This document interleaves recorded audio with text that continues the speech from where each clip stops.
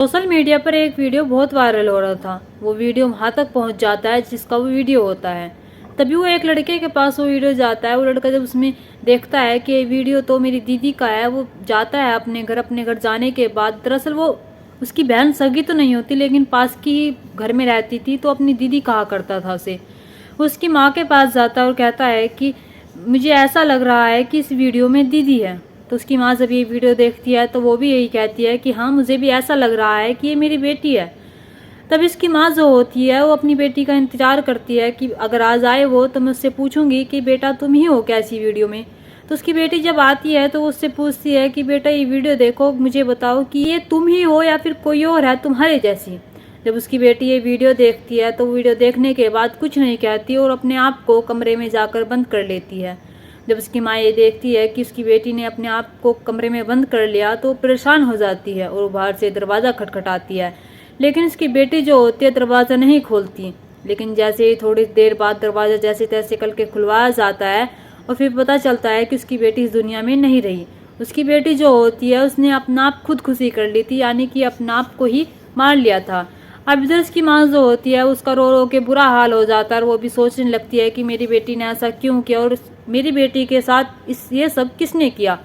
वो ये सदमा सहन नहीं कर पाती और वो भी इसी सदमे में अपना दम घोट लेती है, यानी कि माँ बेटी दोनों ही मर जाती हैं।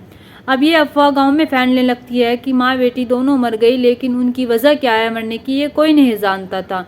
तभी ये वीडियो जो था एक जो वायरल हो रहा था, इसके साथ साथ और भी ऐसी वीडियो थी जो लगातार वायरल हो रही थी। तब इस चीज़ को गांव के लोग देखते हैं और गांव के लोग ही नहीं, उसके आसपास के जो गांव के लोग होते हैं, यानी कि 7 गांव के लोग जब इस वीडियो को देखते हैं और 7 गांव के लोग उस वीडियो को देखकर सदमे में पहुंच जाते हैं और सोचने पर मजबूर हो जाते हैं कि आखिरकार हमारी महिलाओं के साथ ऐसा किसने किया। वे सोच ही नहीं पा रहे थे, समझ ही नहीं पा रहे थे कि आखिर ऐसा कौन कर सकता है। ये वीडियो जो वायरल हो रही थी, इनकी वजह से कई रिश्ते खत्म हो जाते हैं, कई को अपनी जान गंवानी पड़ती है और कई ऐसे लोग होते हैं जो जिनके मन में डर होता है कि कहीं अगली बार हमारी माँ, बेटी, बहन या फिर किसी और का वीडियो ना हो।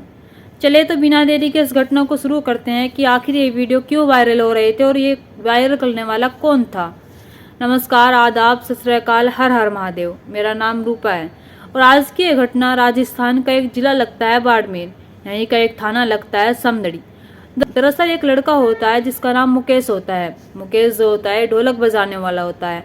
इसका काम ढोलक बजाने का होता है और ये शादियों में, कार्यक्रम में हर जगह से ढोलक के लिए बुलाया जाता था और ढोलक बजाया करता था। और ये ढोलक ऐसे बजाता था कि इसकी ढोलक की आवाज़ इतनी अच्छी थी, इतनी प्यारी थी कि वहाँ के जो लोग, खासकर जो महिला होती थी, वे इस पर फिदा हो जाती थी और कहती थी कि भाई तुम इतना अच्छा ढोल बजाते हो, तुम्हारे जैसा ढोल कोई नहीं बजाता।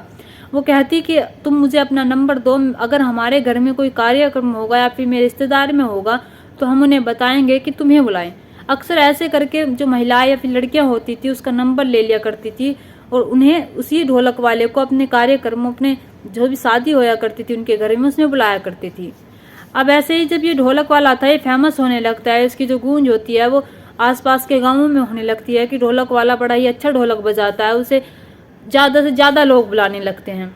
तभी एक शादी में जाता है और एक शादी में जाता है तो वहाँ पर एक महिला होती है, वो कहती है कि तुम ढोलक बजाने के साथ साथ दिखने में भी बहुत सुंदर हो, तुम मुझे अपना नंबर दो, हमारे घर में भी कोई फंक्शन होगा तो मैं तुम्हें कॉल करके बुलाऊंगी और अगर मेरे रिश्तेदारी में कोई फंक्शन होगा तो भी मैं तुम्हें बुलाऊंगी।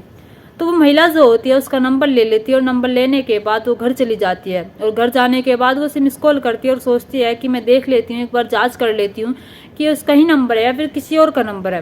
वो मिस कॉल करती है तो मिस कॉल के तुरंत बाद ही मुकेश जो होता है उसे कॉल करता है और कहता है कि कौन। तो ये महिला इधर से बताती है कि मैं वही हूँ जिसे आपने नंबर दिया था और मैंने कहा था कि अगर हमारे घर में कोई फंक्शन होगा या फिर हमारे घर में कोई शादी होगी तो मैं आपको बुलाऊंगी। तो मुकेश जो होता है वो कहता है कि अच्छा। अब इन दोनों के बीच जो बातें थी वे थोड़ी थोड़ी बढ़ने लगती हैं। अभी मुकेश जो होता था, इसे कभी टाइम मिलता तो इसे कॉल कर लिया करता था और ये महिला जो होती थी जब इसे टाइम मिलता था तो ये मुकेश को कॉल कर लिया करती थी। अभी बातों का सिलसिला जो होता है बढ़ने लगता है। अब मुकेश और ये महिला जो होती है इनके दरमियान नजदीकी आने लगती है। अब ये महिला जो होती है इससे बातें करती थी। अब ये मुकेश जो होता था इससे एक दिन ऐसी डिमांड करता है कि महिला जो होती है वो इनकार कर देती है और कहती है कि मैं ऐसा नहीं करूंगी। मुकेश जो होता है वो कहता है कि मैं तुम्हें वीडियो कॉल पर कर देखना चाहता हूँ। तो ये महिला जो होती है थोड़ा सा हिचकिचाती है, लेकिन वीडियो कॉल पर भी बात करने लगती है। अब इनकी वैसे कॉल पर बात हो रही थी, लेकिन अब वीडियो कॉल पर बात होने लगती है। अब वीडियो कॉल का भी सिलसिला कुछ इस हद तक बढ़ जाता है कि मुकेश जो होता है कहता है कि मैं वीडियो कॉल पर तुम्हें बिना कपड़ों के देखना चाहता हूँ, मैं तुम्हें देखना चाहता हूँ। अब ये महिला जो होती है फिर से एक बार हिचकिचाहट करती है, लेकिन ये जो मुकेश के प्रभाव में ऐसी बातों में आ गई थी, उसने ऐसे फंसा लिया था इसे कि इनकार नहीं कर पाती और कह देती है कि ठीक है, जैसा तुम कहोगे मैं ऐसा ही करूंगी। अब ये महिला जो होती है कपड़े उतार देती है वीडियो कॉल पर। कपड़े उतारने के बाद जब वो मुकेश उसे देखता है तो वो देखते ही दंग रह जाता है और सोचने लगता है कि मैं इसके साथ रात बिताना चाहता हूँ, मैं इसके साथ शारीरिक संबंध बनाना चाहता हूँ। वो ये मन में ठान लेता है। अब इन दोनों के बीच आए दिन ऐसा ही होता रहता था। ये महिला जो होती थी वीडियो कॉल पर कपड़े उतारती थी और ये मुकेश जो होता था इसे बिना कपड़ों के देखता था। ऐसे ही एक दिन इस महिला के घर पर कोई नहीं होता है, इसे बुलाती है और बुलाने के बाद ही जो मुकेश होता है ये कोल्ड ड्रिंक लेकर आता है। कोल्ड ड्रिंक लेकर आने के बाद उसमें एक ऐसी चीज मिलाकर लेकर आता है, नशीला पदार्थ मिलाकर लेकर आता है, जिससे कि वो उसे कोल्ड ड्रिंक को पिए वो महिला और बेहोश हो जाए। तो ऐसा ही होता है, वो कोल्ड ड्रिंक उसे पिला देता है और पिला देने के बाद वो महिला जो होती है वो बेहोश हो जाती है। और जब वो बेहोश हो जाती है तो मुकेश जो होता है ढोलक वाला उसके साथ शारीरिक संबंध बनाता है। और वो शारीरिक संबंध बना रहा था तो वो एक वीडियो निकाल लेता है, उसका अपने फ़ोन से वीडियो बना लेता है। वीडियो बनाने के बाद वो चला जाता है और वहाँ से जाने के बाद वो उसे कॉल करता है और कहता है कि मैंने तुम्हारे साथ ये सब किया है और उसकी रिकॉर्डिंग कर लिया, उसकी वीडियो बना लिया। जब वो महिला ये बात सुनती है तो वो कहती है कि तुमने मेरे साथ ऐसा क्यों किया और तुम इतने गिरे हुए इंसान हो, मुझे नहीं पता था। अब इधर मुकेश ढोलक वाला जो होता अब उसे शारीरिक संबंध के साथ साथ पैसों की भी जरूरत होती थी, तो शारीरिक संबंध के साथ साथ उससे पैसों की डिमांड भी करता था। अब वो जब मन करता उसके साथ शारीरिक संबंध बनाता था और उसका जब मन करता उसके पैसे ऐंठ लिया करता था।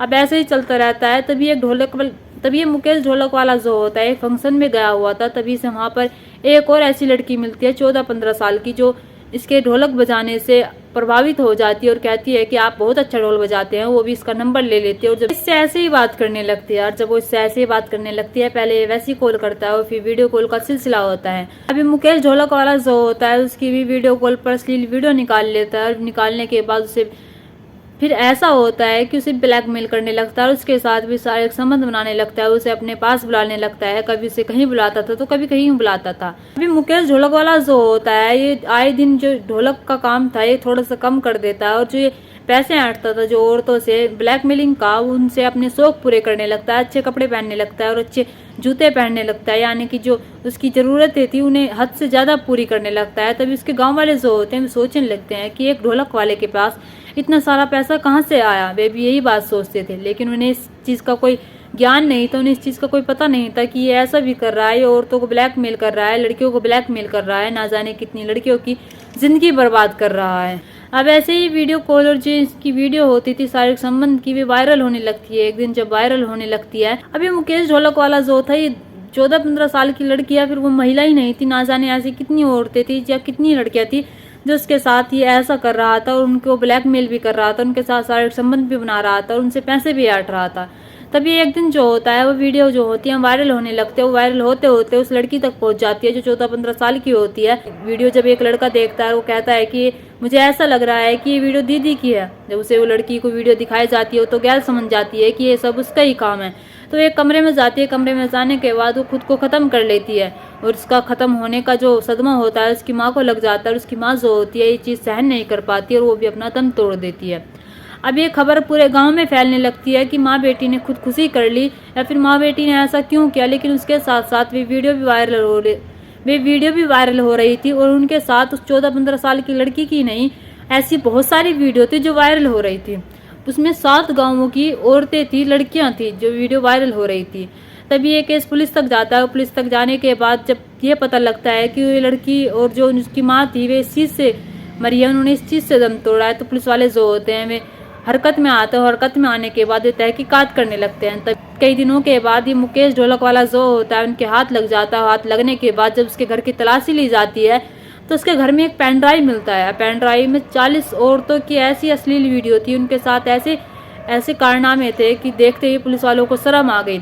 अब पुलिस वाले जो होते हैं मुकेश ढोलक वाले को गिरफ्तार कर लेते हैं। मुकेश ढोलक वाले का साथ देने वाला उसका एक दोस्त होता है, उसे भी गिरफ्तार कर लेते हैं। गिरफ्तार करने के बाद उनसे पूरी जानकारी लेते हैं और पूछते हैं कि तुमने ये सब कैसे कैसे किया, तो मुकेश ढोलक वाला शो होता था, ये बताता कि मैंने ये सब ऐसे ऐसे किया, और मैं उनका नंबर लेता था। पहले नंबर लेने के बाद वीडियो कॉल करता था, वीडियो कॉल करने के बाद उनके साथ शारीरिक संबंध बनाता था, फिर उनसे पैसों की मांग करता था। जब पुलिस वाले उसकी बात सुनते हैं तो वे भी हैरान रह जाते हैं और सोचने पर मजबूर हो जाते हैं कि ना जाने इनकी वजह से 2 को तो अपनी जान ही गंवानी पड़ी, ना जाने कितनी महिलाओं को अपने रिश्ते गंवाने पड़े होंगे, ना जाने कितने रिश्ते टूटे होंगे, और ना जाने कितने लोगों ने खुद रिश्ते ख़त्म कर दिए होंगे इनकी वीडियो देखकर।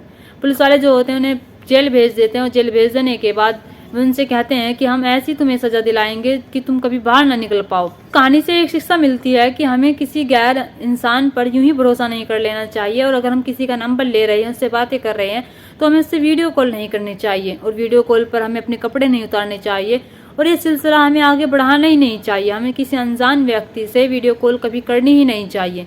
दोस्तों, इस घटना को सुनाने का मकसद मेरा आपका दिल दुखाना नहीं था, आपको परेशान करना नहीं था, आपको जागरूक करना था और आपको घटना के बारे में बताना था। आप अपने परिवार के साथ खुश रहिए। नमस्कार।